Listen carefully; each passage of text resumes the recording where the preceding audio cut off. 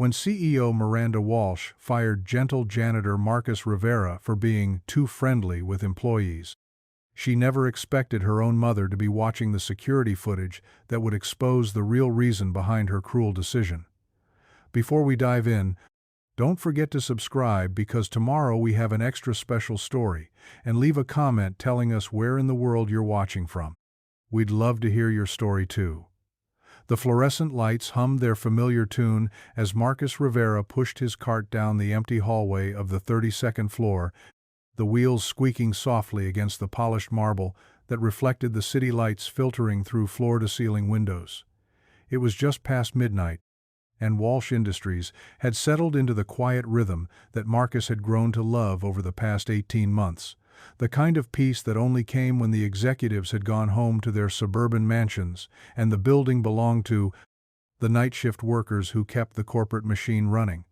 Marcus moved with the practiced efficiency of someone who had memorized every corner, every stain, every surface that needed attention. His gray uniform was pressed and clean, the company logo stitched neatly above his left pocket, and his work boots made barely a whisper against the floor. He was 42 years old with calloused hands and kind eyes, the type of man who noticed when the coffee maker on the third floor was running low or when someone had worked so late they'd forgotten to eat dinner. At his hip, his phone buzzed with a text from his neighbor. "Tommy's asleep. Did great on his math homework. He's excited to show you in the morning." Marcus smiled, the expression softening the worry lines that had etched themselves around his eyes since Maria's death 2 years ago. 7-year-old Tommy was his everything, now the reason he took this job in the first place, despite having a business degree gathering dust in a frame at home. The insurance was good, the hours allowed him to be there when Tommy woke up for school, and the building was quiet enough that he could remember Maria's laugh, without the world rushing past him like a freight train. The elevator dinged softly as it reached the 34th floor, and Marcus stepped out into the executive suite. The walls here were a different kind of clean-polished wood paneling, abstract art that probably cost more than his annual salary, and carpet so thick it swallowed sound. It was beautiful in a cold way, like a museum exhibit where touching anything felt forbidden. As he rounded the corner toward the conference room, Marcus spotted a light still glowing from one of the corner offices. Through the glass walls, he could see Sarah Chen hunched over her laptop, her black hair falling like a curtain around her face. She'd been there since Marcus started his shift at 11 p.m., which meant she'd been working for at least 13 hours straight. Marcus hesitated, then knocked gently on the doorframe.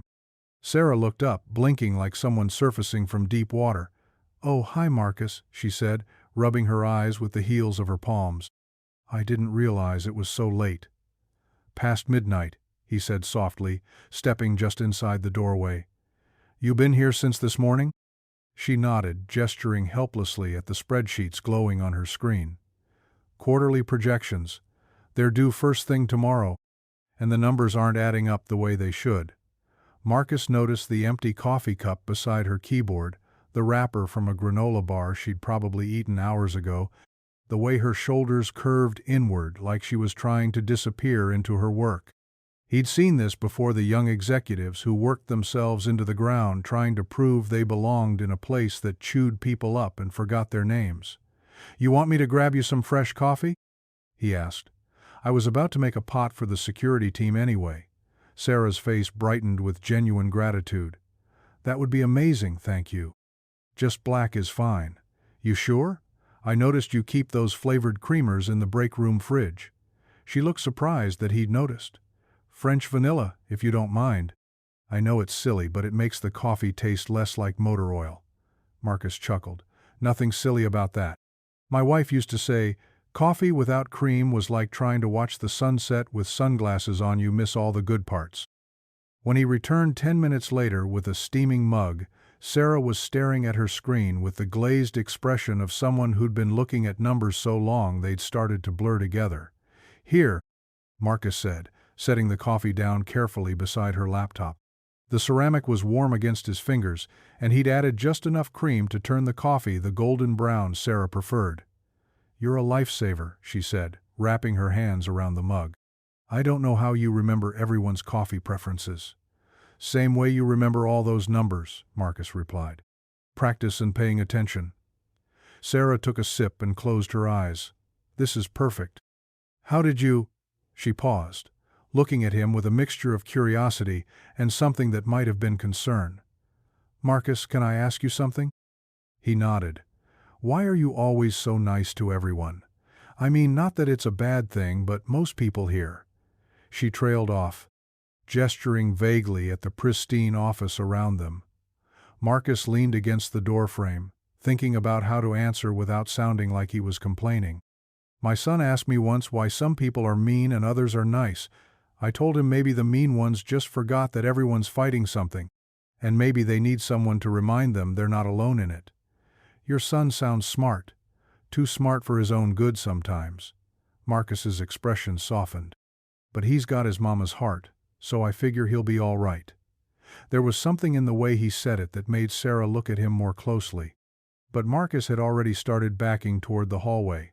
You need anything else, you just holler. And Sarah, don't stay too much longer. Those numbers will still be there in the morning, but you only get one body to carry you through life.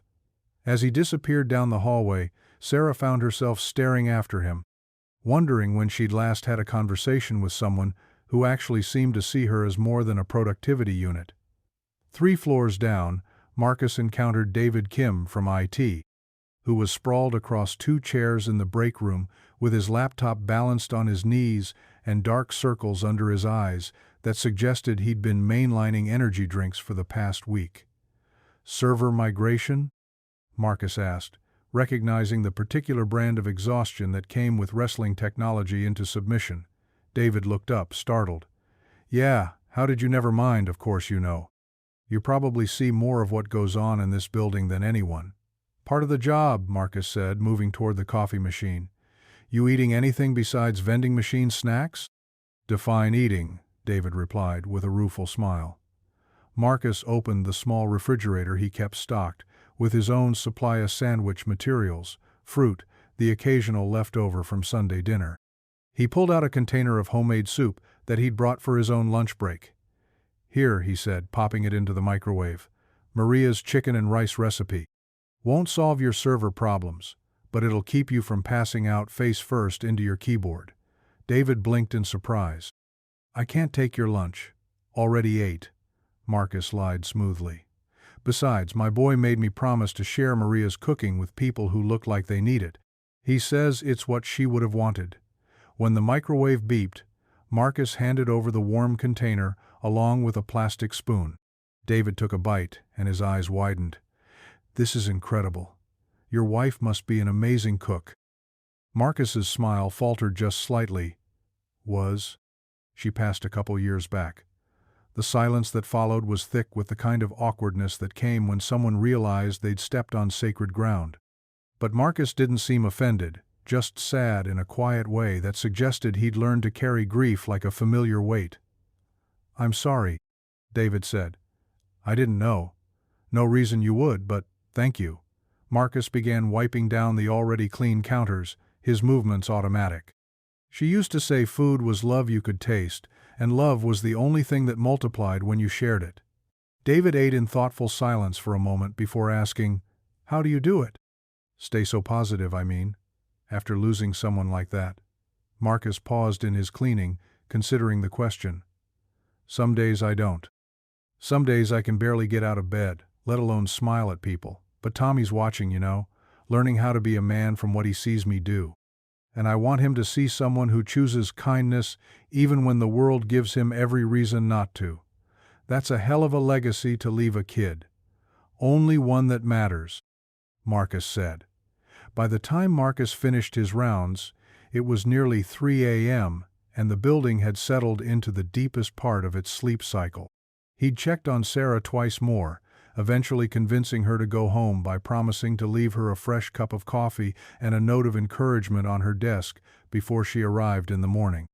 He'd helped David carry equipment to the server room, listened to Janet from accounting talk about her daughter's college applications, and fixed a clogged sink in the women's restroom on the 15th floor because maintenance wouldn't be in until Monday. Marcus settled into the small break room designated for custodial staff, finally allowing himself to sit down. His back ached from pushing the cart up and down the building, and his feet burned in his work boots. He pulled out his phone and scrolled through the photos Tommy had sent him earlier, pictures of a Lego spaceship they'd been building together, a drawing of the two of them fishing at the lake where they'd scattered Maria's ashes. He was so absorbed in the images that he didn't hear the elevator doors open on his floor, didn't notice the click of expensive heels against the marble until a voice cut through the quiet like a blade. "Excuse me." Marcus looked up to find Miranda Walsh standing in the doorway of the break room, her perfectly tailored suit unwrinkled despite the late hour, her platinum blonde hair pulled back in a style that probably cost more than Marcus made in a week. At 45, she had the kind of sharp beauty that seemed designed to intimidate, all clean lines and cold edges. Her pale blue eyes swept over him with the clinical assessment of someone cataloging inventory. Marcus quickly stood, smoothing down his uniform shirt. "Ms. Walsh, I wasn't expecting. Is there something you need?" "I need to speak with you about your conduct," she said, stepping fully into the break room. The space seemed to shrink around her presence, the fluorescent lights reflecting off the silver watch at her wrist. "Please, sit down." Marcus remained standing, uncertain. In the 18 months he'd worked at Walsh Industries, he'd probably exchanged fewer than 50 words with the CEO. She was a figure who existed in boardrooms and corner offices, someone who spoke to employees through carefully crafted emails and quarterly addresses that felt more like military briefings than conversations. "Is there a problem with my work?" he asked carefully. Miranda's expression didn't change, but something flickered behind her eyes: irritation, maybe, or impatience. "Your work performance is adequate. Your behavior, however, is concerning." Marcus felt his stomach drop. "I don't understand."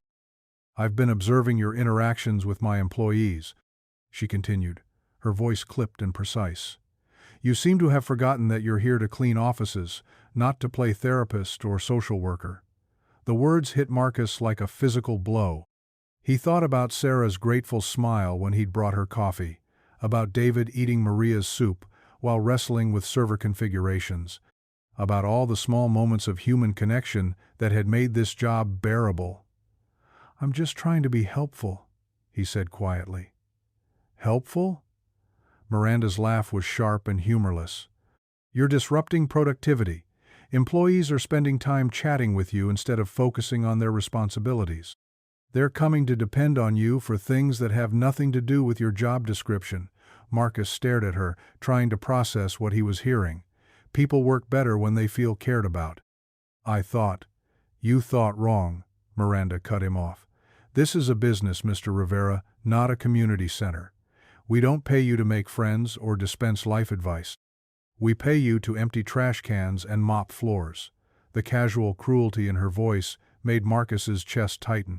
He thought about Tommy sleeping safely at home, about the rent due in 2 weeks, about the health insurance that covered his son's asthma medication.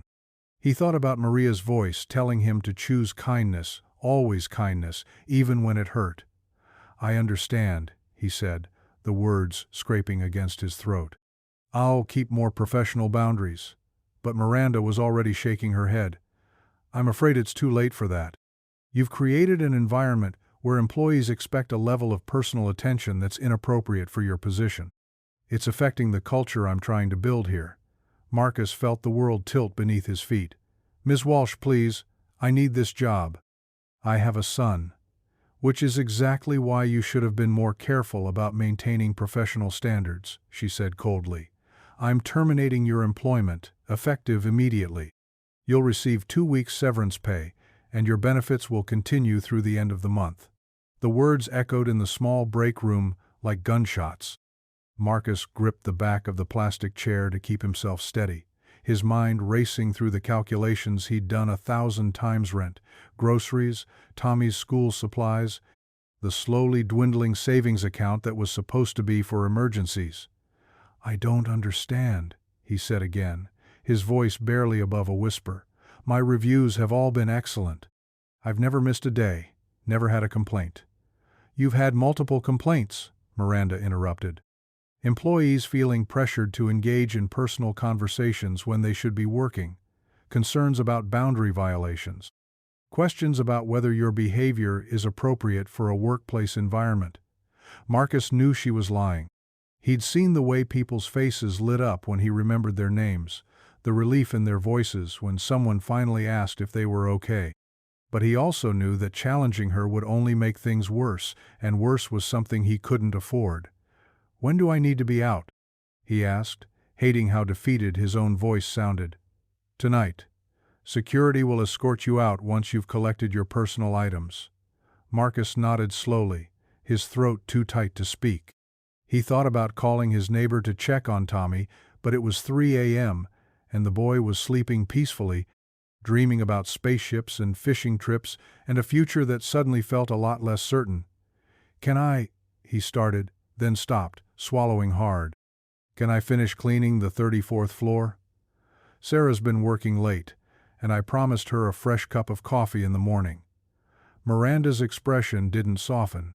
"The night shift supervisor will handle any remaining tasks.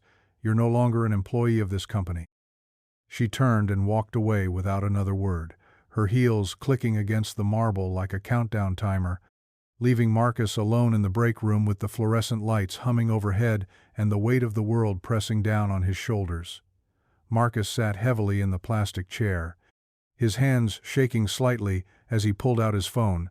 He scrolled through his contacts until he found his neighbor's number, then stopped. What would he say?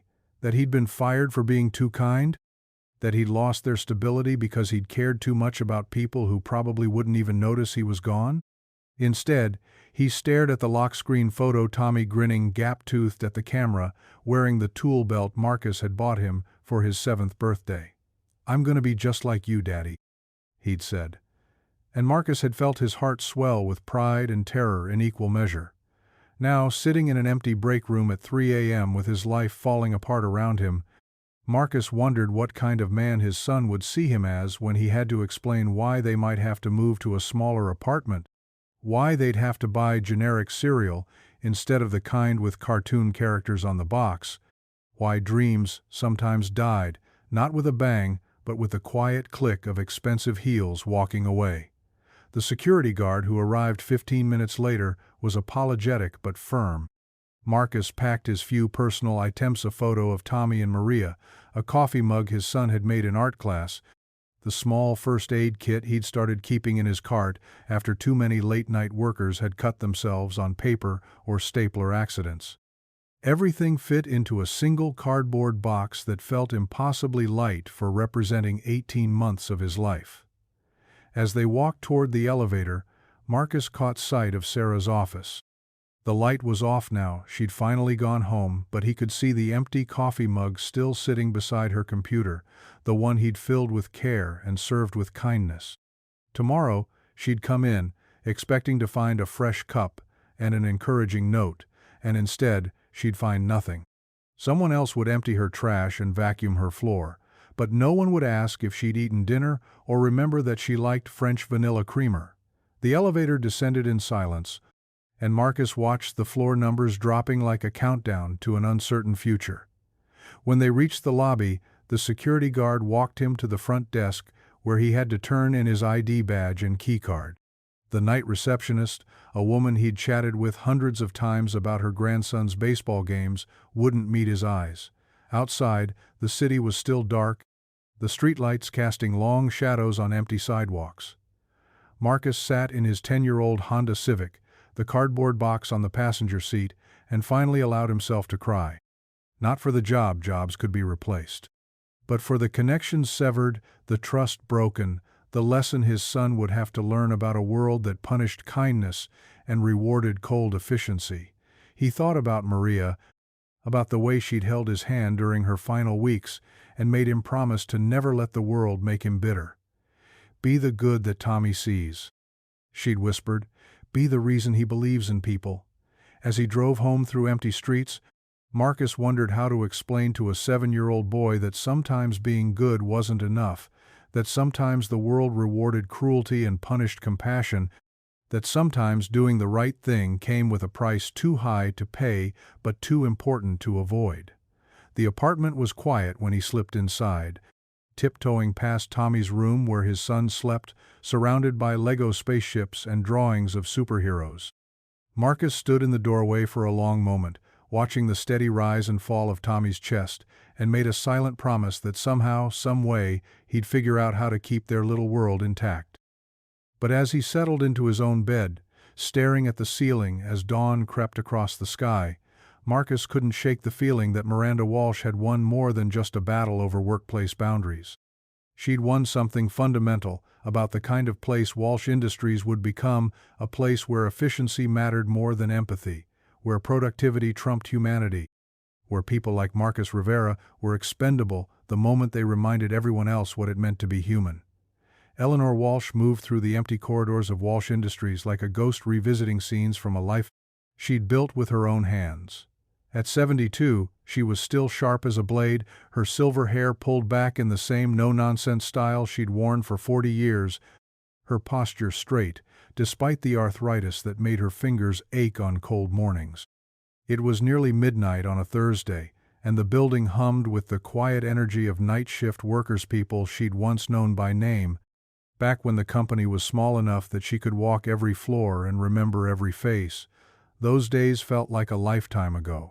Now Walsh Industries occupied 12 floors of prime downtown real estate, employed over 800 people, and generated quarterly profits that would have seemed impossible when she'd started the company in her garage with nothing but determination and a 5-0 loan from her father's life insurance policy. She should have been proud. Most days, she was. But tonight, walking past the sterile efficiency her daughter had imposed on every corner of their empire, Eleanor felt something closer to unease.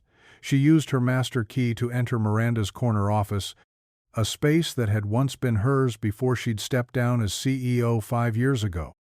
The transition had been smooth on paper.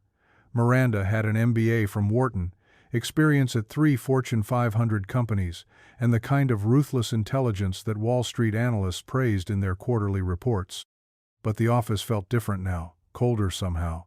All hard surfaces and sharp angles where Eleanor had once kept family photos and a coffee pot that was always brewing for unexpected visitors. Eleanor settled into the leather chair behind Miranda's desk and opened her laptop, navigating to the company's internal messaging system.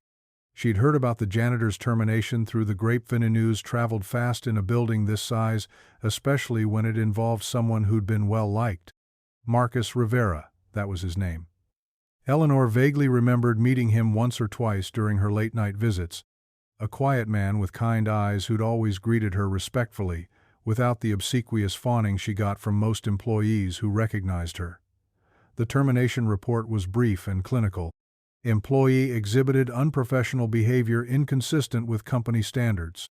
Multiple complaints regarding boundary violations and disruption of workplace productivity. It was signed by Miranda and countersigned by Human Resources. All proper procedures followed to the letter. Eleanor frowned at the screen. In her 40-year tenure running this company, she'd fired exactly 11 people each one, a last resort after warnings, counseling, and every possible chance at redemption.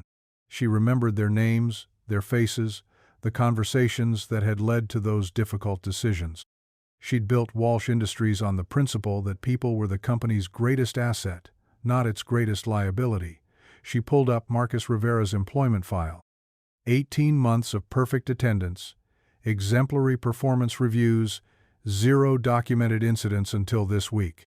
His supervisor's notes painted a picture of someone who went above and beyond his duties, who worked efficiently and without complaint, who had earned respect from colleagues across every department. Something didn't add up. Eleanor closed the laptop and walked to the window, gazing out at the city lights that twinkled like scattered diamonds against the darkness. She'd built this company by trusting her instincts, and right now those instincts were screaming that she was missing something important. The termination felt rushed, personal, in a way that professional decisions shouldn't be. She made a decision that would have seemed paranoid to anyone else, but felt perfectly reasonable to a woman who'd learned to question everything. She was going to review the security footage. The security office was tucked away on the second floor, a cramped room filled with monitors and recording equipment that Eleanor had approved purchasing but never actually visited. She used her master access code to enter, grateful for the foresight that had led her to maintain universal clearance even after stepping down as CEO. The system was more sophisticated than she'd expected, with cameras covering every hallway, elevator, and common area in the building. She pulled up the footage from the past week, starting with Monday night, when Marcus would have begun his shift. The timestamp read 11:47 p.m. as she watched a figure in gray coveralls push a cleaning cart out of the service elevator on the 15th floor. Even in the grainy black and white footage, Eleanor could see the purposeful way Marcus moved, the economy of motion that spoke to someone who took pride in his work. She fast-forwarded through routine cleaning tasks, emptying trash cans, vacuuming carpets, restocking supply closets, nothing that seemed remotely unprofessional or boundary-crossing. Then, at 12:23 a.m., Marcus encountered Janet Morrison from accounting, who was hunched over her desk with her head in her hands. Eleanor leaned forward, watching as Marcus approached cautiously, clearly checking if Janet was all right. The conversation was brief, Janet shaking her head, Marcus nodding and disappearing off camera for several minutes before returning with what appeared to be a bottle of water and some kind of snack. Eleanor switched to Tuesday night's footage. This time, Marcus was on the 34th floor when he stopped outside an office where a young man was slumped over his laptop, apparently asleep at his desk. Marcus knocked gently on the doorframe, rousing the employee David Kim from IT. Eleanor realized, and there was a brief exchange before Marcus left and returned with a pillow and a light blanket, which he carefully draped over David's shoulders before dimming the office lights. Wednesday's footage showed Marcus in the break room with Sarah Chen, who was eating what looked like soup while Marcus wiped down counters nearby. Their body language suggested easy conversation, the kind of casual interaction that Eleanor had once encouraged throughout the company. Sarah was smiling, actually smiling. Something Eleanor hadn't seen from the usually stressed young analyst in months. Thursday night was when everything fell apart.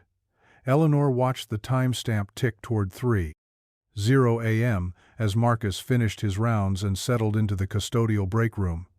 She saw Miranda arrive on the security monitor, her heels clicking against the marble as she made her way to the custodial floor. The conversation was brief, less than 10 minutes, but Eleanor could see the way Marcus's posture changed, the way his shoulders sagged as Miranda delivered what was clearly devastating news. What happened next made Eleanor's chest tighten with something that felt like grief. After Miranda left, Marcus sat alone in the break room for nearly 20 minutes, his head in his hands. When he finally stood, his movements were mechanical, defeated. Eleanor watched him pack his few personal belongings into a cardboard box, his hands shaking slightly as he handled a framed photograph that was too small for her to make out clearly. But it was what happened before the security guard arrived that broke Eleanor's heart completely. Marcus walked to the supply, closeta, small, windowless room where cleaning supplies were stored and closed the door behind him. The camera couldn't see inside, but Eleanor could see his silhouette through the frosted glass panel. And for several long minutes, she watched his shoulders shake with what could only be silent sobs. Eleanor sat back in her chair, staring at the frozen image on the screen. This wasn't the behavior of someone who'd been unprofessional or inappropriate. This was the behavior of a man whose world had just collapsed around him, someone who'd been blindsided by a decision that made no sense based on anything she'd observed. She rewound the footage to the beginning of the week and watched it again, this time paying closer attention to the interactions Miranda had characterized as problematic. What she saw instead was a master class in human kindness, small acts of compassion that cost nothing but meant everything to the recipients. Marcus bringing coffee to someone working late. Marcus listening to a colleague's problems with genuine attention. Marcus sharing his own lunch with someone who'd clearly forgotten to eat. Marcus staying past his shift to help with tasks that weren't his responsibility, not because he was paid to do it, but because it needed doing, and he was there to do it. Eleanor had built Walsh Industries on exactly these principles, that business was fundamentally about people, That success came not from squeezing every ounce of productivity from human resources, but from creating an environment where people felt valued, supported, and cared for. She'd believed that a company's culture was determined not by its mission statement or its employee handbook, but by the thousands of small interactions that happened every day between human beings who chose to see each other as more than just function and title. Watching Marcus work, Eleanor saw everything she'd tried to instill in the company she'd built from nothing. And watching Miranda fire him for it, she saw everything that had gone wrong since she'd stepped down. Eleanor pulled up Miranda's employee records, something she'd never done before despite having the access. What she found painted a troubling picture. Turnover in Miranda's direct reports was 3 times higher than the company average.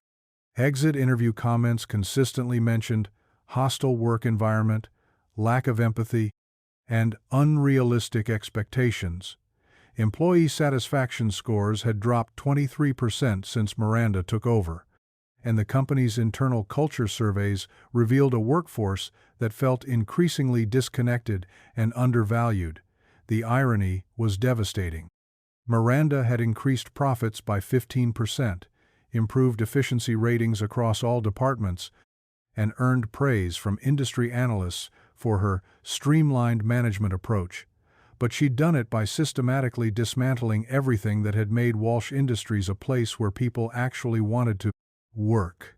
Eleanor thought about her own journey building this company, the late nights when she'd personally delivered sandwiches to employees pulling overtime, the Christmas bonuses she'd scraped together during lean years, the company picnics where executives and janitors played softball together and nobody cared about hierarchies. She'd believed then, and still believed now, that treating people like human beings wasn't just morally right, it was good business. But somewhere along the way, that philosophy had been replaced by spreadsheets and efficiency metrics, by a cold calculation that viewed compassion as weakness and kindness as unprofessional conduct. Eleanor returned to the footage one more time, focusing on a moment she'd almost missed before. It was Tuesday night, around 1:30 a.m., when Marcus encountered Rebecca Martinez, a young intern who was relatively new to the company. Rebecca was sitting alone in the break room, staring at an empty sandwich wrapper with the hollow expression of someone who just realized their dinner budget had run out before their paycheck arrived. Eleanor watched Marcus notice Rebecca's situation, disappear for several minutes, then return with what appeared to be a full meal, not just snacks from the vending machine, but what looked like a home-cooked dinner in a reusable container. The conversation between them was brief, Marcus clearly trying to offer the food without making Rebecca feel charity case awkward about accepting it. The timestamp showed Marcus staying an extra 45 minutes that night, unpaid, to help Rebecca with a project she was struggling with. Eleanor could see them hunched over papers together, Marcus occasionally pointing at something or writing notes in the margins. When they finally parted ways, Rebecca was smiling with what looked like genuine relief and gratitude. Eleanor realized she was crying not the dignified tears of someone moved by a touching story, but the ugly, wrenching sobs of someone confronting a profound loss. She'd spent 40 years building something beautiful, something that proved business could be both profitable and humane, and in 5 years her daughter had turned it into exactly the kind of soulless corporate machine she'd sworn they'd never become. She thought about Marcus Rivera, somewhere out there in the city, probably lying awake, wondering how he was going to explain to his son that their lives had just gotten infinitely more complicated. She thought about Sarah Chen, who would come to work tomorrow expecting the coffee and encouragement that had helped her through her worst days, only to find them gone. She thought about David Kim, working himself to exhaustion with no one to remind him that his health mattered more than server migrations. She thought about Rebecca Martinez, young and broke and struggling, who'd lost not just a source of free meals but proof that someone in this building saw her as more than just an expendable intern. Most of all, she thought about the company she'd built with her own hands, brick by brick and kindness by kindness, and how it had been systematically stripped of everything that had made it worth building in the first place. Eleanor wiped her eyes and reached for her phone. It was nearly 2 a.m., but she knew Miranda would be awake. She'd inherited Eleanor's chronic insomnia, along with her business acumen. The call went straight to voicemail, Miranda's crisp, professional voice informing callers that she was unavailable but would return messages within one business day. Eleanor didn't leave a message. Instead, she opened her laptop and began typing an email that would either repair the damage that had been done or destroy the relationship with her daughter permanently. Either way, it was a risk she had to take. "Miranda," she began, then stopped. The words felt inadequate for the magnitude of what needed to be said. "How do you tell someone you love that they've lost their way so completely that they've become unrecognizable? How do you explain that efficiency without empathy is just sophisticated cruelty? How do you make someone understand that the numbers on a quarterly report mean nothing if they come at the cost of human dignity?" Eleanor started over, this time choosing her words with the careful precision of someone who'd learned that the right message delivered the wrong way could burn bridges that took decades to build. "Miranda, I've been reviewing the Marcus Rivera termination, and I have serious concerns about both the decision and the process that led to it. I'd like to schedule a meeting tomorrow to discuss what I've discovered and explore options for addressing this situation. I believe there may have been a significant misunderstanding about Mr. Rivera's conduct and its impact on the company culture. I hope we can resolve this matter in a way that reflects the values Walsh Industries was built on. Love, Mom." She read the message 3 times before hitting send, knowing that the careful, professional tone masked a rage that would have scorched the earth if she'd let it show. Miranda had made a mistake, a big one, but she was still Eleanor's daughter, still the brilliant, driven woman who'd worked 18-hour days to prove she deserved to inherit the company that bore their family name. The question now was whether Miranda was willing to admit she'd been wrong, or whether she'd double down on a decision that had revealed something troubling about the leader she'd become. Eleanor gathered her things and prepared to leave the security office, but something made her pause at the door. She returned to the monitors and pulled up the live feed from the custodial floors, where Marcus's replacement was already working, a younger man who moved with mechanical efficiency, emptying trash cans and mopping floors without once looking up from his tasks or acknowledging the late-night workers he passed in the hallways. It was exactly what Miranda had said she wanted, someone who did their job without creating personal connections, without caring about the human beings around them, without complicating the clean lines of corporate efficiency with messy things like compassion and kindness. Watching the new janitor work, Eleanor felt the full weight of what had been lost. It wasn't just a job that Marcus had been fired from, it was a way of being in the world, a philosophy that said people mattered more than profit margins, that a company's true value was measured not in dollars but in the dignity with which it treated every person who walked through its doors. As she finally left the building and walked to her car through the empty parking garage, Eleanor made a promise to herself and to the memory of the company she'd once built. She was going to fix this, whatever it took. Marcus Rivera would get his job back, Miranda would learn the difference between leadership and management, and Walsh Industries would remember what it meant to be a place where human beings were treated like human beings. The alternative, watching her life's work become a monument to corporate heartlessness, was simply unacceptable. Eleanor drove home through the quiet streets, already planning the conversation that would either save her daughter's soul or cost them both everything they'd worked to build. But as she pulled into her driveway and sat in the darkness of her garage, she realized that some battles were worth fighting regardless of the cost, and some principles were worth defending even if it meant going to war with the people you loved most. Tomorrow, she would find out which kind of person her daughter had become, and whether there was enough of Eleanor's legacy left in Miranda to salvage what remained of their shared dream. Eleanor arrived at the office before dawn, her coffee growing cold as she spread Marcus Rivera's employment file across her old desk in what was now Miranda's office. The building was empty except for security and the night cleaning crew, Marcus's former colleagues who moved through the halls with the same mechanical efficiency she'd observed on the monitors the night before. The absence of warmth in their interactions felt like a physical weight pressing against her chest. She'd spent the sleepless hours since leaving the security office thinking about patterns, about the subtle ways a company's culture could shift without anyone noticing until it was too late. Miranda's response to her email had been predictably professional. "Happy to discuss the Rivera matter at your convenience. I'm confident you'll find the termination was handled appropriately and in the company's best interests." But Eleanor had built this company by questioning confidence, especially when it masked something deeper. She pulled out her reading glasses and began methodically reviewing employee records, looking for the story that numbers and reports couldn't tell. What she found made her stomach turn. Over the past 18 months, roughly the same period Marcus had worked for the company, turnover in the facilities department had increased by 40%.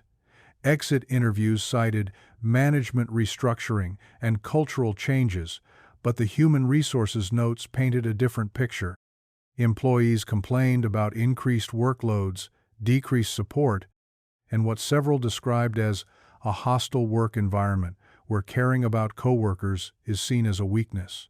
3 custodial staff members had been terminated in the past year alone, each for remarkably similar reasons: unprofessional conduct, boundary violations, and disruption of workplace efficiency.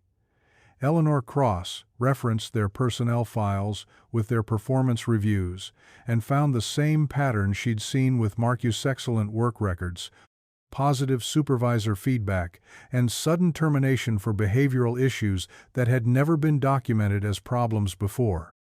She pulled up the security footage from 6 months ago and watched Elena Vasquez, a night custodian who'd been fired for excessive socialization with employees.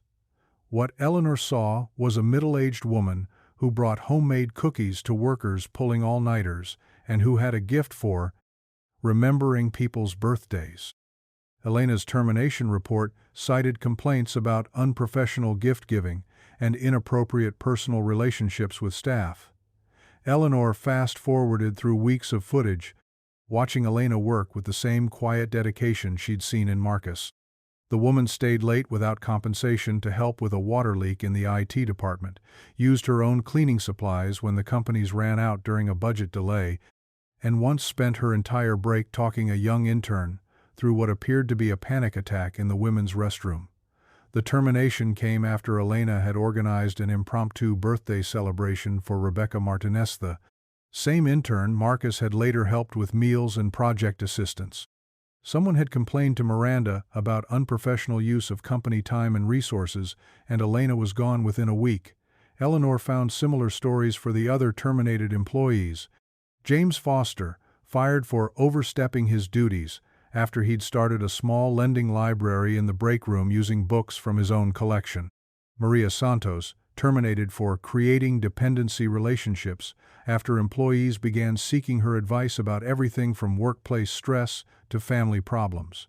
The pattern was clear and devastating. Miranda was systematically removing anyone whose natural compassion made her own leadership style look cold by comparison.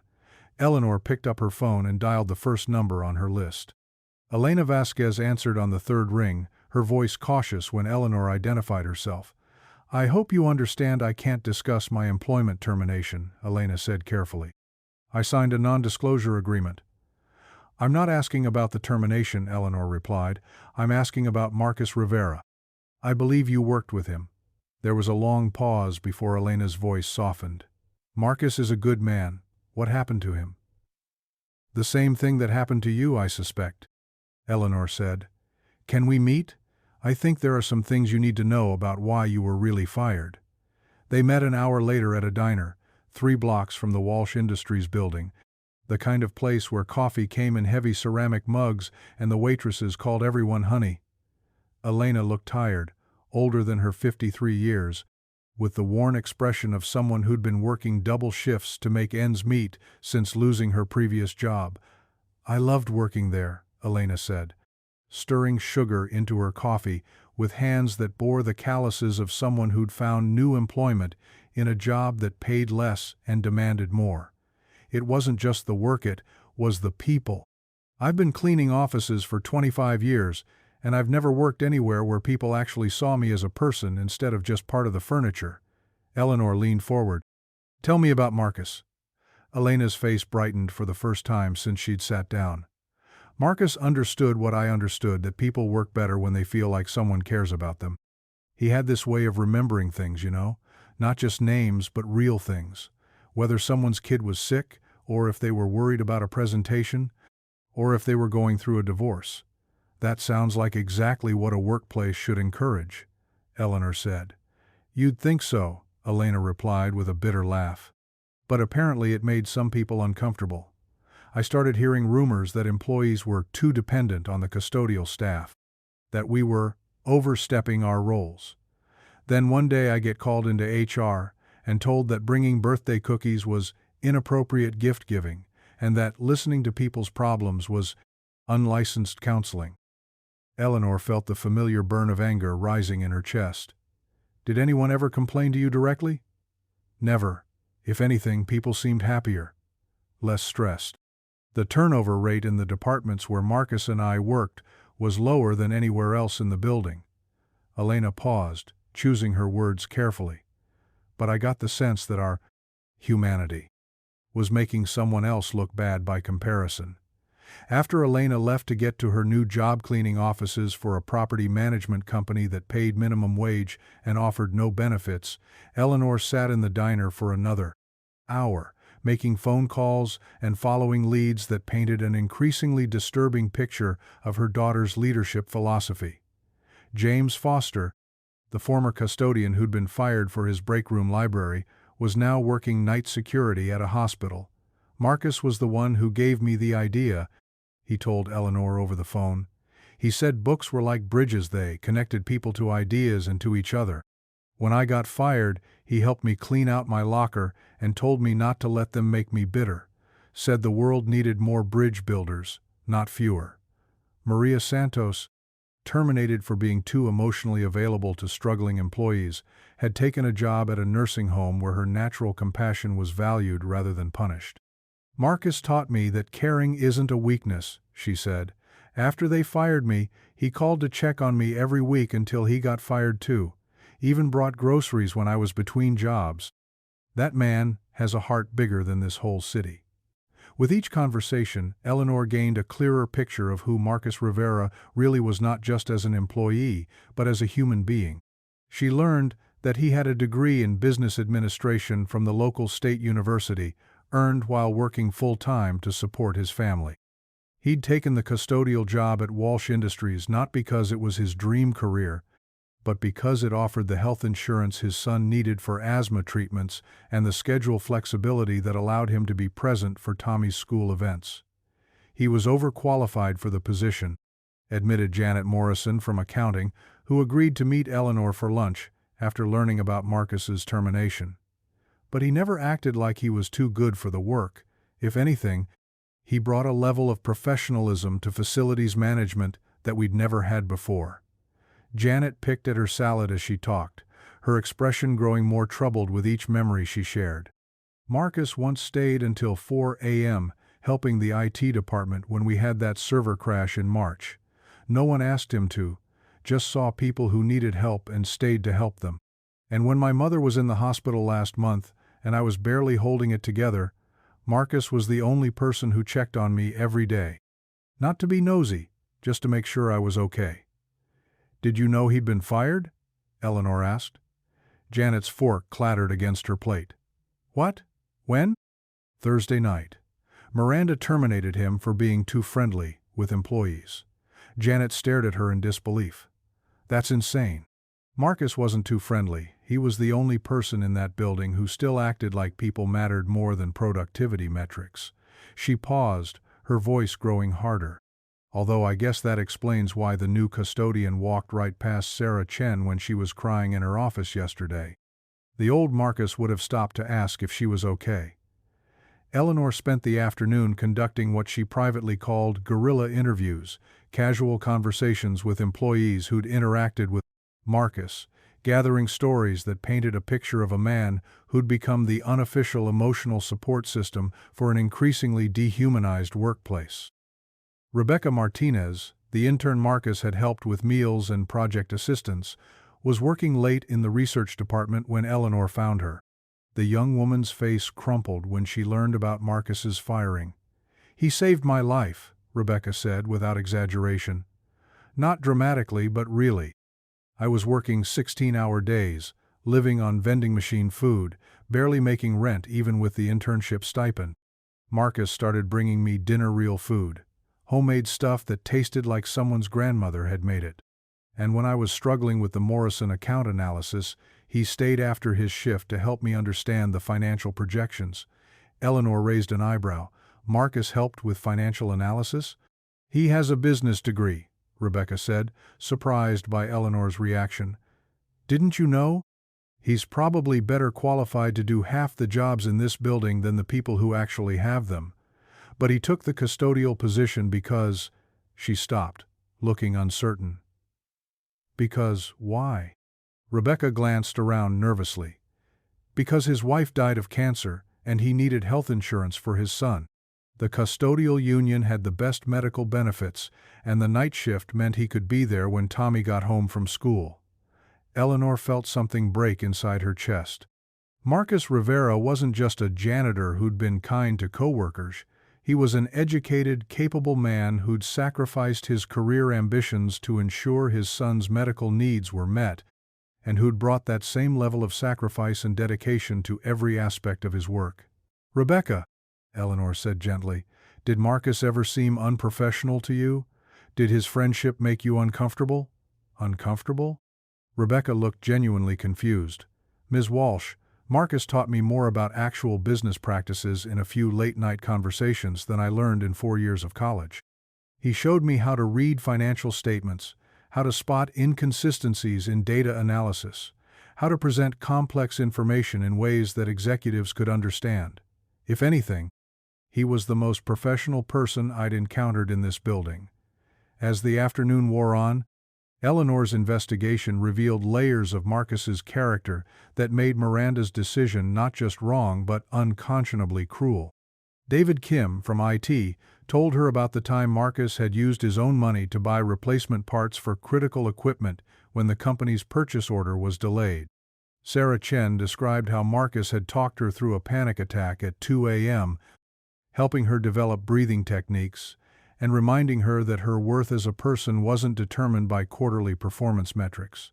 But it was Eleanor's conversation with Dr. Ply's Patricia Hendricks, the company's contracted occupational health specialist, that provided the final piece of the puzzle.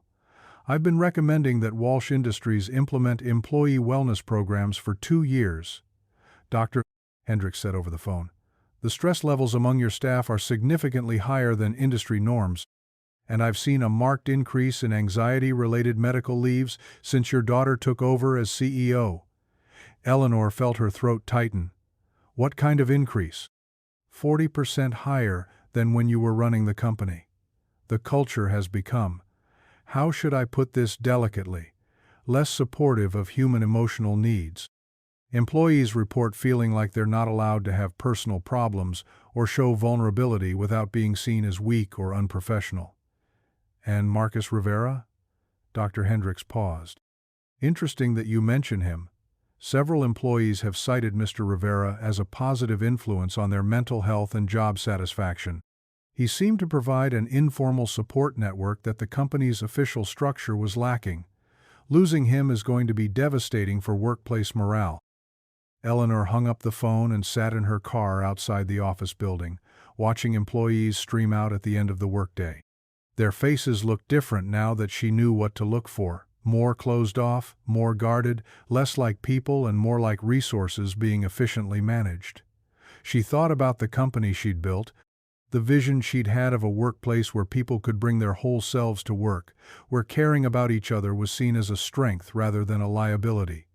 She thought about Marcus Rivera, somewhere in the city trying to figure out how to tell his 7-year-old son that their lives had just gotten infinitely more complicated because his father had committed the unforgivable sin of treating people like human beings. But mostly, she thought about Miranda Brilliant, driven Miranda, who'd turned efficiency into an art form and compassion into a fireable offense.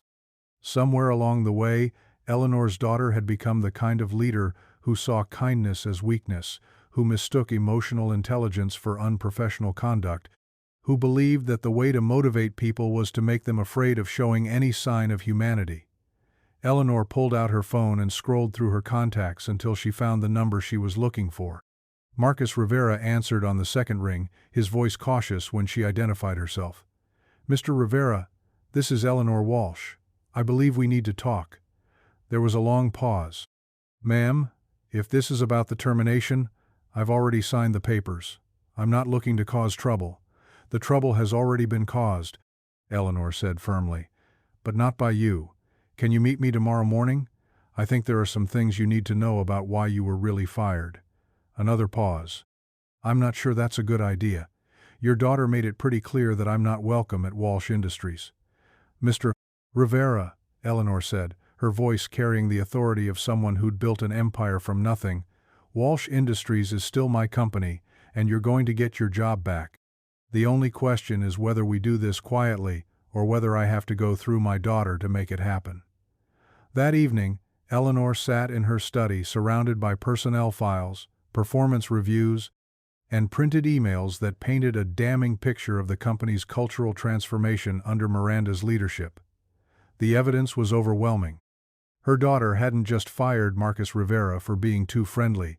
She'd systematically purged the company of anyone whose natural empathy made her own cold management style look inadequate by comparison.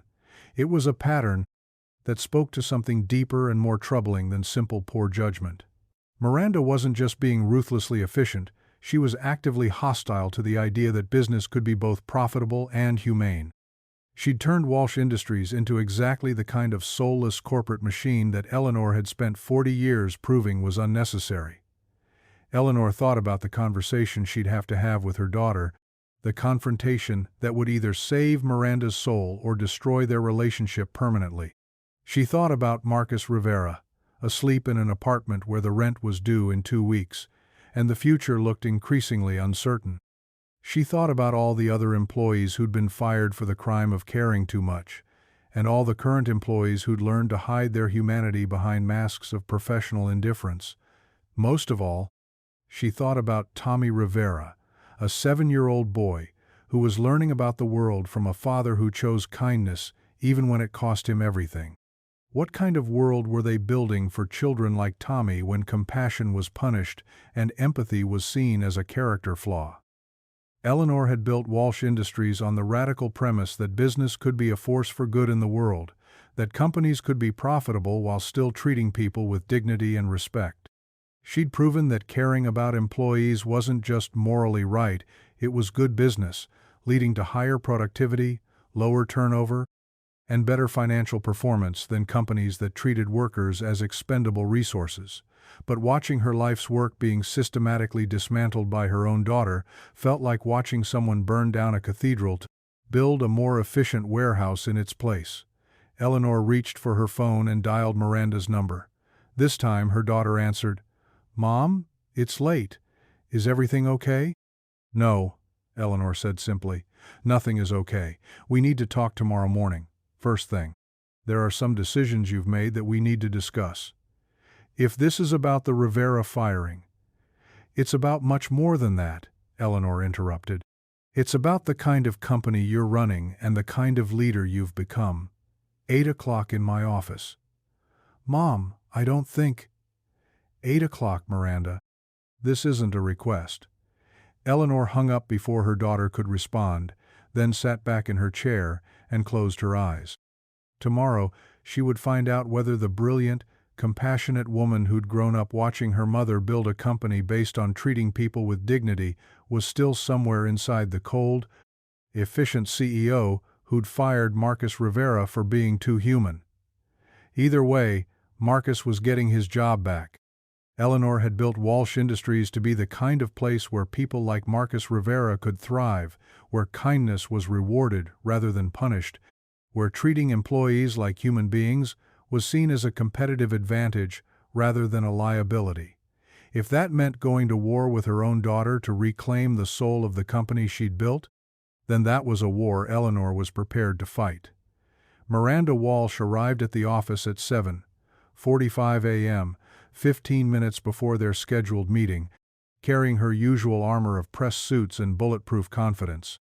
But as she walked through the corridors of Walsh Industries, she noticed things she'd trained herself to ignore: the way employees averted their eyes when she passed, the absence of casual conversation in the break rooms, the mechanical efficiency of interactions that felt more like programming than human connection. She found Eleanor in what had once been her own corner office, surrounded by files and printouts that covered every available surface. Her mother looked older than Miranda remembered, more fragile, but her eyes held the same steel that had built an empire from nothing. Between them sat a laptop displaying frozen security footage, black and white image of Marcus Rivera in the custodial break room, his shoulders shaking with what could only be grief. "Mom," Miranda began, settling into the chair across from the desk she'd once occupied. "I hope we can keep this professional." The Rivera termination was handled according to company policy. "Sit down and be quiet," Eleanor said with the kind of calm authority that had once moved mountains and closed impossible deals. "You're going to watch something, and then you're going to explain to me how the daughter I raised became someone who could destroy a good man's life because his kindness made her feel inadequate." Miranda's mouth opened to protest, but Eleanor was already clicking through footage, starting with Monday night's recordings. For the next 45 minutes, Miranda watched Marcus Rivera work with a dedication and humanity that transformed the simple act of cleaning offices into something approaching ministry.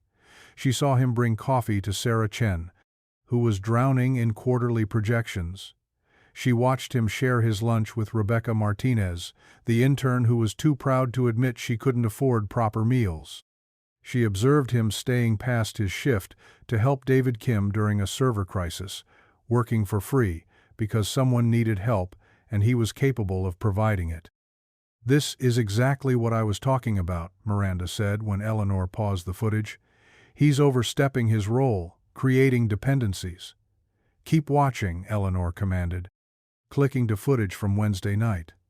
Miranda fell silent as she watched Marcus encounter an employee she didn't recognize, a young man from the mailroom who was sitting alone in a stairwell, clearly in distress.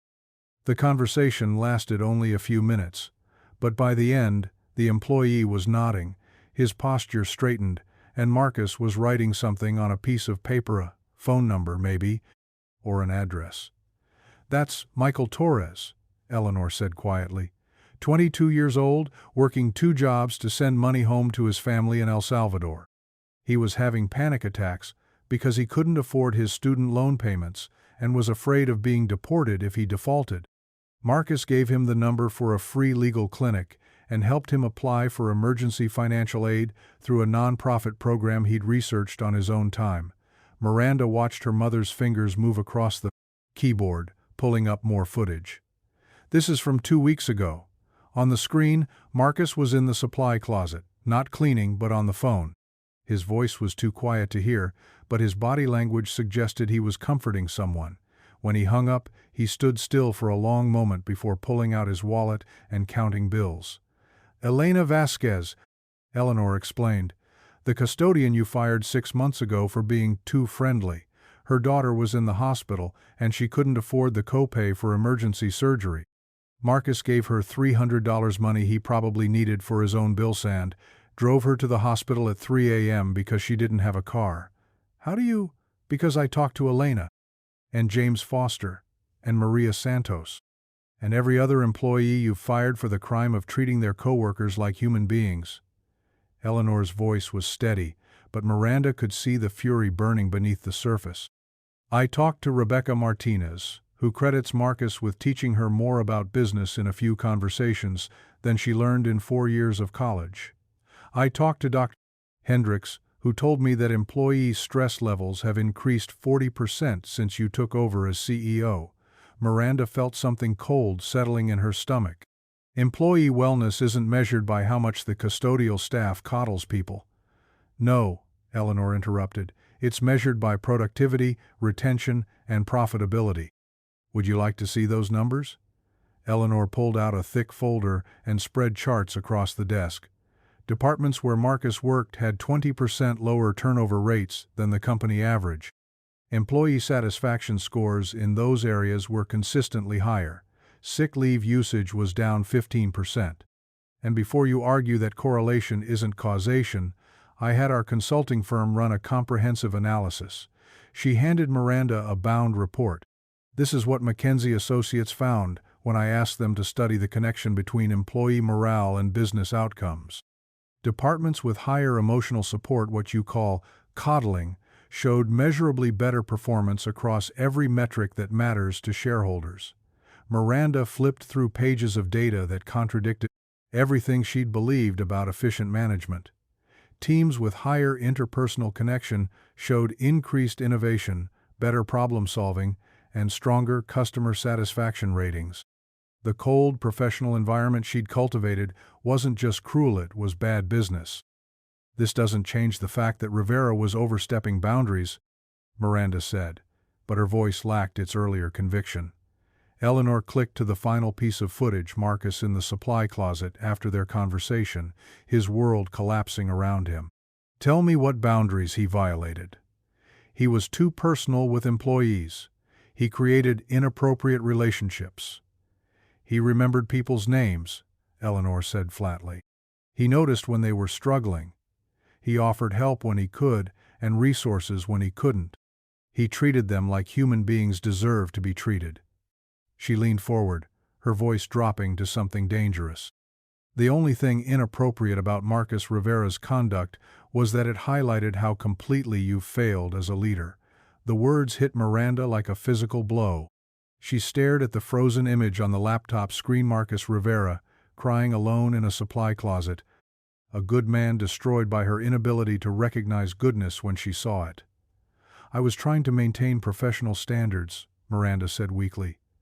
No, Eleanor replied. You were trying to hide the fact that a janitor was a better leader than you are. Marcus understood something you've forgotten, that businesses are made of people, and people work better when they feel valued, supported, and cared for. He was doing your job better than you were, and instead of learning from him, you destroyed him. Miranda felt tears, threatening tears of anger, shame, and recognition all tangled together. What do you want me to do? Eleanor reached for her phone. I want you to call Marcus Rivera and offer him his job back. Not as a custodian, but as Director of Employee Relations with a salary commensurate with his actual value to this company. I want you to personally apologize for the damage you've caused to his life and his son's security, and I want you to implement immediately every recommendation in this McKinsey report. And if I refuse? Eleanor's smile was sharp as winter. Then I call an emergency board meeting and present all of this evidence to people who care more about stock prices than your ego. The board that still respects the woman who built this company and trusts her judgment about what's best for its future. Miranda stared at her mother across the desk that had once been hers, recognizing the steel that had carried Eleanor through 40 years of building something from nothing. This wasn't a negotiation, it was a reckoning. You'd destroy our relationship over a janitor? I'd save our relationship by stopping you from destroying everything I spent my life building, Eleanor replied. Marcus Rivera isn't just a janitor, Miranda. He's a better person than either of us, and if we're lucky, maybe some of his humanity will rub off on the company he's about to help lead. Miranda reached for her phone with trembling fingers. Marcus Rivera was folding laundry in the cramped utility room of his apartment when his phone rang. He'd been up since 5 a.m., unable to sleep, calculating and recalculating their dwindling finances. Tommy was still asleep, blissfully unaware that their world had shifted on its axis 3 days ago. The caller ID showed a number he didn't recognize, but something made him answer anyway. Mr. Rivera? This is Miranda Walsh. Marcus nearly dropped the phone. He'd expected never to hear from anyone at Walsh Industries again, certainly not from the woman who'd fired him. Ms. Walsh, he said carefully, I'm not sure why you're calling. There was a long pause before Miranda spoke again, her voice sounding different, smaller, less certain than the woman who'd destroyed his life with clinical efficiency. I'm calling to apologize, she said, and to offer you a job. Marcus sat down heavily on his couch, the laundry forgotten. I don't understand. I made a mistake, Miranda continued, and Marcus could hear something in her voice that might have been tears. A terrible mistake. I fired you because I was threatened by the kind of leader you are, and I convinced myself that your humanity was unprofessional when it was actually everything this company should aspire to." Marcus said nothing, too stunned to form words. "I'd like to offer you a position as Director of Employee Relations," Miranda said. "It comes with a salary of $85,000 plus full benefits, and your primary responsibility would be to help me rebuild the kind of culture this company used to have, the kind of culture you were trying to preserve." "I don't," Marcus started, then stopped. "Miss Walsh, why are you really calling?" "Because my mother spent yesterday showing me security footage of who you really are, and making me face who I've become," Miranda admitted. "Because I've turned this company into a place where kindness is punished and efficiency matters more than humanity. Because you're a better leader than I am, and instead of learning from you, I tried to eliminate you." Marcus thought about Tommy, asleep in the next room, dreaming about spaceships and fishing trips. He thought about the other employees he'd come to care about, Sarah and David and Rebecca, and all the others who would continue working in a building where caring was seen as weakness. "I'll need to start Monday," he said finally. "Thank you," Miranda whispered. "Thank you for giving me a chance to make this right." The transformation didn't happen overnight. When Marcus returned to Walsh Industries the following Monday, wearing a suit that Eleanor had insisted on buying him and carrying a briefcase that felt foreign in his work-worn hands, the building felt different. Employees who'd grown accustomed to invisible custodial staff did double takes when they saw him emerging from the executive elevator. Word spread quickly that the janitor, who'd been fired for being too friendly, was back as a director. Marcus's first week was spent in meetings with Eleanor and Miranda, developing strategies for what they called cultural restoration. They reviewed employee satisfaction surveys, analyzed exit interview data, and created programs designed to rebuild the human connections that had been systematically dismantled. But the real work happened in the hallways and break rooms, in the small moments where Marcus demonstrated that caring about people wasn't just policy, it was practice. He instituted walking rounds, where he spent time on every floor, not cleaning but connecting, remembering names and asking about families and projects and dreams. He created employee resource groups that provided support for everything from financial stress to caregiving challenges. He brought back the birthday celebrations and holiday potlucks that Miranda had eliminated as non-productive activities. Most importantly, he modeled for other leaders, including Miranda, what it looked like to manage with both efficiency and empathy. The changes were measurable within weeks. Employee satisfaction scores began climbing.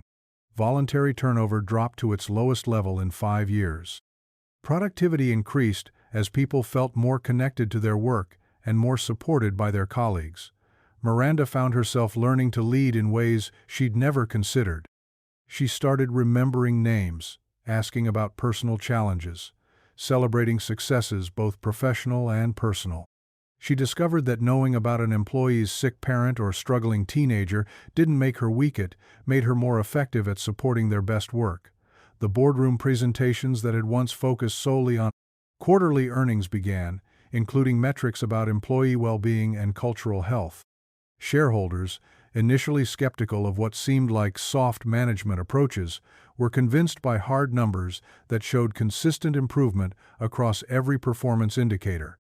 6 months after Marcus returned to Walsh Industries, Eleanor stood in the same security office where she'd first witnessed the injustice of his termination. But now the monitors showed a different story. Employees lingered in break rooms, not avoiding work but building relationships that strengthened their collaboration. Managers checked in with struggling team members rather than simply demanding higher performance. The mechanical efficiency of Miranda's early leadership had been replaced by something more complex and more human, a workplace where people could bring their whole selves to work without fear. She watched Marcus in his new office, meeting with an employee who was clearly in distress. Through the glass walls, she could see him listening with the same attention he'd brought to his custodial work, offering resources and support with the same gentle competence. The title on his door read, Director of Employee Relations. But Eleanor knew his real job was something simpler and more profound. He was teaching an entire company how to be human again. Down the hall, Miranda was in her own meeting, but instead of the cold efficiency Eleanor had grown to dread, she saw her daughter leaning forward with genuine interest, asking questions that showed she cared about the person behind the performance metrics. It wasn't the complete transformation Eleanor might have hoped for, but it was progress-real, measurable progress toward becoming the kind of leader Walsh Industries deserved. That evening, as Eleanor prepared to leave the office, she stopped by Marcus's office. He was still there, reviewing applications for a new employee wellness program, surrounded by thank-you notes from workers whose lives had been touched by his return to their company. "Any regrets?" she asked from the doorway. Marcus looked up and smiled the same warm, genuine expression that had made him beloved as a custodian and was now making him invaluable as a leader. "About what?" "About giving up the simplicity of just cleaning offices for the complexity of managing people." Marcus glanced at a photo on his desk, Tommy in his school play, beaming with pride at his father's new job and the stability it had brought to their lives. "I learned a long time ago that the most important work is usually the most complicated work," he said. "Whether you're helping one person at a time or helping a whole company remember how to care about people." Eleanor nodded, thinking about the long journey that had brought them all to this moment, from the cold efficiency of Miranda's early leadership, through the crisis of Marcus's firing to this new chapter where Walsh Industries was becoming the kind of company she'd always envisioned it could be. "My mother used to say that love was the only thing that multiplied when you shared it," Marcus continued, echoing words Eleanor had heard him speak months ago in a break room at 3 a.m. "I think the same thing is true about kindness in business. The more you give away, the more comes back to everyone." As Eleanor walked to her car through the evening air, she felt something she hadn't experienced in years. Pride in the company she'd built, hope for the daughter she'd raised, and gratitude for the man who'd shown them both that the choice between profit and humanity was a false one.